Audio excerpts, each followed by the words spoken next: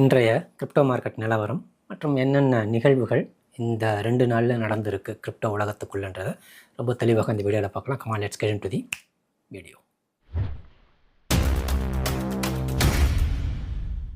பிட்காயினோட ப்ரைஸை பொறுத்தளவுக்கு $62,500 வந்திருக்கு.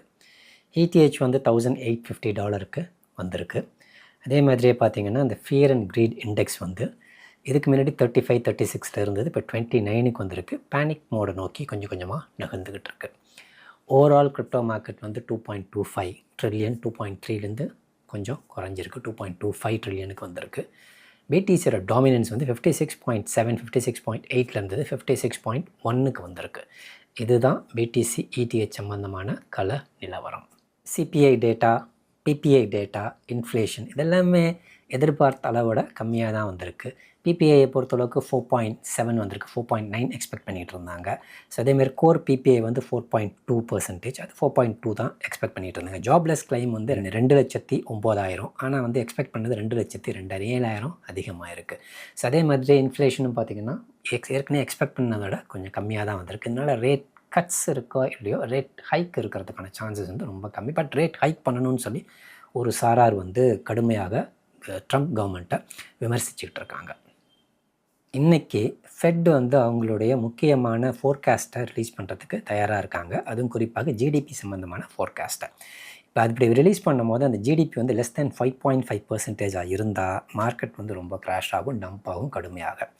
இதே ஜிடிபி வந்து 5.5 to 6 இருந்துச்சுன்னு சொன்னால் மார்க்கெட் வந்து ஃப்ளாட்டாக தான் இருக்கும், எந்த ஒரு பெரிய வாலட்டாலிட்டியும் இருக்காது. ஜிடிபி வந்து 6%ன்னு சொல்லி அதுக்கு மேலேன்னு அனௌன்ஸ்மெண்ட் வந்துச்சுன்னு சொன்னால் மார்க்கெட் கொஞ்சம் மேலே போகிறதுக்கான சான்சஸ் உண்டு. இன்றைக்கி மார்க்கெட்டு எப்படி இருக்குன்றது ஃபெட்டோட அனௌன்ஸ்மெண்ட்டை பொறுத்து இருக்குது. So be very vigilant. ஏன்னா வந்து வாலட்டைலாக இருக்கலாம். சப்போஸ் 5.5%க்கு கீழே போச்சுன்னு சொன்னால் டம்ப் ஆகலாம், 6%க்கு மேலே போச்சுன்னு சொன்னால் கொஞ்சம் பம்ப் ஆகலாம். புதிய ஏஐ தொழில்நுட்பம் வந்து எப்போவுமே வந்து ஃபார் எக்ஸாம்பிள் ஒரு டெக்னாலஜியில் இருக்கக்கூடிய ஃப்ளாஸு, அது உள்ளே இருக்கக்கூடிய லூப் ஹோல்ஸ் இதெல்லாம் ரொம்ப ஈஸியாக கண்டுபிடிச்சதுனால பிட்காயின் ப்ளஸ் நிறைய கிரிப்டோ ஃபர்ம்ஸ் வந்து ஏஐ லேப்ஸ் எல்லாம் இருக்கு இல்லையா, பெரிய பெரிய லேப்ஸ், அவங்கக்கிட்டலாம் வந்து ஒரு அனுமதியை அணுகியிருக்காங்க. எப்படி அணுகியிருக்காங்கன்னு பார்த்தீங்கன்னா, உங்களுடைய அந்த ஏஐ மாடல்ஸில் ஏர்லி ஆக்சஸ் வந்து பிட்காயின் கம்பெனிஸ்க்கும் கிரிப்டோ கம்பெனிஸ்க்கும் தந்தீங்கன்னு சொன்னால் ஹேக்கர்ஸ் அதை வந்து கண்டுபிடிக்கிறதுக்கு முன்னாடி அந்த லூப் ஹோல்ஸ் அந்த ஃப்ளாஸ் எல்லாம் கண்டுபிடிக்கிறதுக்கு முன்னாடி நாங்களே கண்டுபிடிச்சி அந்த ஓட்டைகள் ப்ளஸ் வந்து அந்த பக்ஸு அந்த லூப் ஹோல்ஸ் எல்லாத்தையும் அடைச்சிக்கும்னு சொல்லி ஃபஸ்ட்டு வந்து அவங்க அனுமதி கோரியிருக்காங்க. இதில் பார்த்திங்கன்னா நிறைய கம்பெனிஸ் வருது, எக்கச்சக்கமான கம்பெனிஸ், ஆல்மோஸ்ட் எத்தனை கம்பெனிஸ் வந்து 77 பேர் வந்து இதில் சைன் பண்ணியிருக்காங்க இதை சப்போர்ட் பண்ணி. அதில் குறிப்பாக வந்து யாரெல்லாம் வந்து சைன் பண்ணதுன்னு பார்த்திங்கன்னா காயின் பேஸு, ஸ்ட்ராட்டஜி, மாரா, ஆர்க் இன்வெஸ்ட்மெண்ட், இவங்க எல்லாமே இந்த பர்டிகுலர் நிபந்தனைக்கு சைன் பண்ணி அவங்க கொடுத்துருக்காங்க. யூஸ்வலாக வந்து சொலோனாவை வந்து ஈத் கில்லர்னு சொல்லுவாங்க, எத்ரியம் கில்லர்னு சொல்லிட்டு. ஏன்னா வந்து அது சீப்பாக இருக்குது, ஃபாஸ்ட்டாக இருக்குது, அதே சமயத்தில் ரொம்ப ஸ்கேலபிளாக இருக்குதுன்னு சொல்லிட்டு. ஆனால் நேற்றைக்கு ஒரு சின்ன கிளிச்சினால் 29% சோல் ஸ்டேக் பண்ணி வச்சுருந்த எஸ்ஓஎல்ஸ் வந்து அப்படியே ஆஃப்லைனுக்கு 10 நிமிஷம் போயிடுச்சு. ஸோ ஒரு 10 நிமிஷத்தில் என்ன ஆச்சுன்னு பார்த்தீங்கன்னா 29% ஆஃப் எஸ்ஓஎல் வந்து ஆஃப்லைனுக்கு போயிடுச்சு.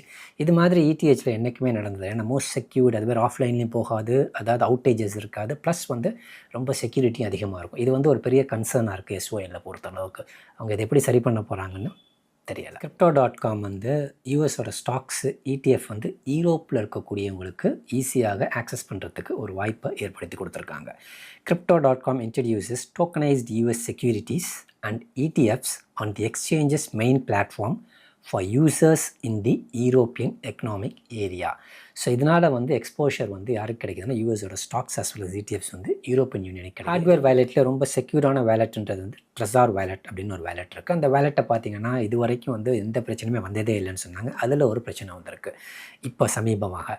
ஸோ அந்த ட்ரெஸார் வேலெட்டில் வந்து அவங்க மூலமாக வரலை, ஷிப் பண்ணுறவங்க மூலமாக. ஷிப்பிங் ஃபார் எக்ஸாம்பிள் வந்து நான் ஒரு பொருள் வாங்கினா அந்த பொருளை வந்து அனுப்புறதுக்கு ஒரு கம்பெனி இருக்குது, ஒரு கம்பெனியில் ஒரு பொருள் வாங்கினா அந்த பொருள் அனுப்புறதுக்கு இன்னொரு கொரியர் சர்வீஸ் அல்ல லாஜிஸ்டிக் சர்வீஸை நம்பி தான் அந்த பொருளை வந்து அனுப்புவாங்க.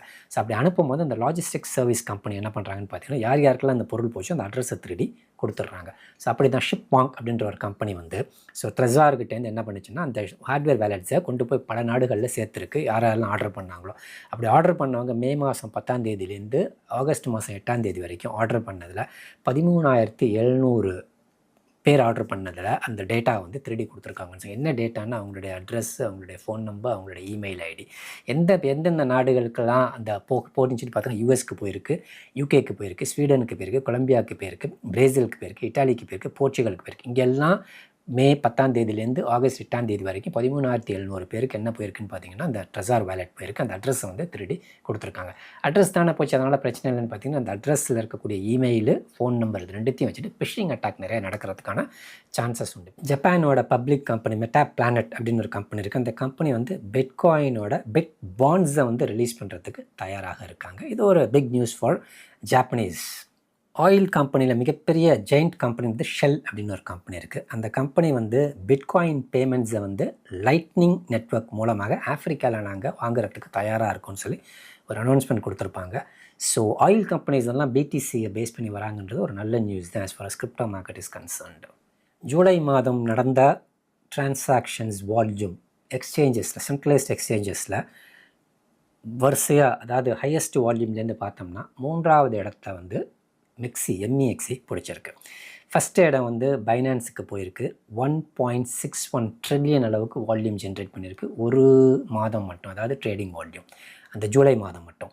OKX 2வது இடத்துல 647 பில்லியன். 3வது இடத்துல MEXC 374 பில்லியன். 4வது இடத்துல பைபிட்டு 348, 5வது இடத்துல Gate.io 322 பில்லியன் அளவுக்கு டிரான்சாக்ஷன் அந்த ஒரு மாதம் மட்டும் நடந்திருக்கு.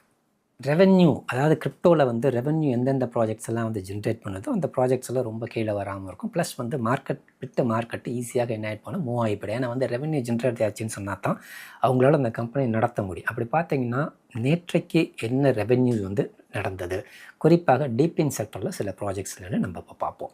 Top 10 DePIN projects by 24 hour revenue. First வந்து ஜியோட் அப்படின்ற டிக்கரில் வரக்கூடியது. இவங்க எவ்வளோ ரெவென்யூ ஜென்ரேட் பண்ணாங்களா, ஒரு நாள் ரெவென்யூ $43,925. 2வது IONET, இவங்க வந்து $27,133. 3வது வந்து டாபா அப்படின்னு ஒரு கம்பெனி, அவங்க வந்து $14,778. அடுத்தது சூட்ஸ், இது வந்து ஆக்சுவலி உங்களுக்கு தெரிஞ்சது சப்நெட்டு, டிஓவில் இருக்கக்கூடிய சப்நெட். இவங்க எவ்வளோ ரெவென்யூ ஜென்ரேட் பண்ண $11,900 ஒரு நாள் ரெவென்யூ. அடுத்து ஹீலியம்ன்றது வந்து $8,000. அதுக்கப்புறம் ஆகாஷ் $7,600. 00 $6,800. க்ளோ $2,500. Render network $2,000. 10வதாக இருக்கக்கூடிய ROVR $1,700. இதுதான் வந்து டீப்பின் செக்டரை பொறுத்தளவுக்கு ஒரு நாள் ரெவென்யூ. ஒரு போர் சம்பந்தமான நியூஸ் இது. ஆக்சுவலி ஈரான் வந்து த்ரெட்டன் பண்ணியிருக்காங்க. என்ன த்ரெட்டன் பண்ணியிருக்காங்கன்னு பார்த்தீங்கன்னா, அண்டர் வாட்டர் கேபிள்ஸ், அதாவது வந்து கடலுக்கு அடியில் வந்து சில நெட்வொர்க் கேபிள்ஸ் போகுது, இன்டர்நெட் கேபிள்ஸ் போகுது. சப்போஸ் கல்ஃப் கண்ட்ரிஸ் வந்து யூஎஸ்க்கு சப்போர்ட் பண்ணிங்கன்னு சொன்னால் அந்த அடியில் போகக்கூடிய அந்த கேபிளை வந்து கட் பண்ணிவிட்டு டோட்டலாக வந்து கல்ஃப் கண்ட்ரி பூராவே இன்டர்நெட் ஒர்க் ஆகாத அளவுக்கு நாங்கள் பண்ணிடுவோன்னு த்ரெட்டன் பண்ணியிருக்காங்க. ஃபர்ஸ்ட் ரஷ்யா, அவங்க வந்து 3 அசட்ஸை வந்து நீங்கள் வந்து ட்ரேட் பண்ணலான்னு சொல்லியிருக்காங்க. அதாவது கிரிப்டோ அசட்ஸை பிட்காயின், ETH, அதே மாதிரி வந்து சொலானா, இது மூணையும் நீங்கள் என்ன பண்ணலான்னா ட்ரேட் பண்ணி நீங்கள் வாங்கலாம், விற்கலான்னு சொல்லிட்டு அவங்க வந்து அனுமதி கொடுத்துருக்காங்க. அதுக்கடுத்து பார்த்திங்கன்னா இஸ்ரேலை பொறுத்தளவுக்கு அவங்களோட பிக்கெஸ்ட் பேங்க் யூமி அப்படின்னு சொல்லிட்டு ஒரு பேங்க் இருக்குது. அதுதான் இஸ்ரேலோட லார்ஜஸ்ட் பேங்க்கு. அவங்க வந்து கேலக்ஸி டிஜிட்டலோட சேர்ந்து ஒரு பார்ட்னர்ஷிப்பில் போயிட்டு பேங்க்குக்கு வந்து பேங்க் கஸ்டமர்ஸ் வந்து ட்ரேடிங் பண்ணுறதுக்கு அலோவ் பண்ணுறாங்க. குறிப்பாக பிட்காயின், அதே சமயத்தில் ஈத்தர், அதே மாதிரி சொலோனா, இந்த ஆசட்ஸை வந்து நீங்கள் பை பண்ணலாம், ஹோல்ட் பண்ணலாம், அதே மாதிரியே செல்லும் பண்ணலாம்னு சொல்லிட்டு அவங்க அனுமதி கொடுத்துருக்காங்க. எப்போ இது வந்து வரப்போகுதுன்னு பார்த்தீங்கன்னா, இது வந்து நடைமுறைக்கு வரப்போகுதுன்னு பார்த்தீங்கன்னா early 2027 அனௌன்ஸ்மெண்ட் கொடுத்துருக்காங்க. ஒரு முக்கியமான பிட்காயின் சம்மந்தமான டேட்டா, பிட்காயின் மைனர்ஸ் வந்து இந்த வருடம் மட்டும் ஆல்மோஸ்ட் 28,000 பிட்காயினை வந்து செல் பண்ணியிருக்காங்க. ஏன்னா ஒரு பிட்காயினை மைன் பண்ணுறதுக்கு அவங்களுக்கு ஆற செலவு வந்து $70,000 வருது. ஆனால் ஆக்சுவலி பிட்காயின் இப்போ விற்கிற விலை வந்து $62,500. ஸோ அதனால் இந்த வருடம் அவங்க என்ன பண்ணியிருக்காங்கன்னா கொஞ்சம் கொஞ்சமாக அந்த 28,000 பிட்காயினை வந்து விற்றுருக்காங்க. காஸ்மோஸ் ஸ்டேஷன்னு சொல்லிட்டு ஒரு வேலெட் இருக்குது. அந்த வேலெட் வந்து டிஸ்கண்டினியூ பண்ண போகிறோன்னு சொல்லிட்டு ஒரு அனௌன்ஸ்மெண்ட் நோட்டிஃபிகேஷன் கொடுத்துருக்காங்க. செப்டம்பர் 1, 2026. அதுக்கப்புறம் அதை ஒர்க் பண்ண மாட்டோம், அது வந்து ஒர்க் ஆகாதுன்னு சொல்லிட்டு. அப்படி இருந்துச்சுன்னு சொன்னால் நீங்கள் என்ன பண்ணுங்கன்னு பார்த்தீங்கன்னா, அது உள்ளே இருக்கக்கூடிய இன்கேஸ் காஸ்மோஸ் ஸ்டேஷன் வேலெட் நீங்கள் யூஸ் பண்ணிங்கன்னு சொன்னால் அதுக்குள்ளே இருக்கக்கூடிய என்ன வச்சிருந்தாலும் சரி, இன்ஜெக்டிவ் வச்சிருக்கலாம், செலஸ்டியா வச்சிருக்கலாம். ஏன்னா காஸ்மோஸில் உருவாக்கப்பட்ட ப்ராஜெக்ட்ஸ் எல்லாம் அதுக்குள்ளே வைக்கலாம். அது மாதிரி இருந்துச்சுன்னு சொன்னால் தயவுசெய்து அதுலேருந்து என்ன பண்ணிக்கோங்கன்னா மூவ் பண்ணிக்கோங்க. இதுதான் நேற்றைக்கு முந்தா நாள் 3 நாட்களுக்குள்ளே நடந்த பல நிகழ்வுகள் கிரிப்டோ மார்க்கெட்டுக்குள்ளே. அடுத்த எபிசோடில் சந்திக்கலாம்.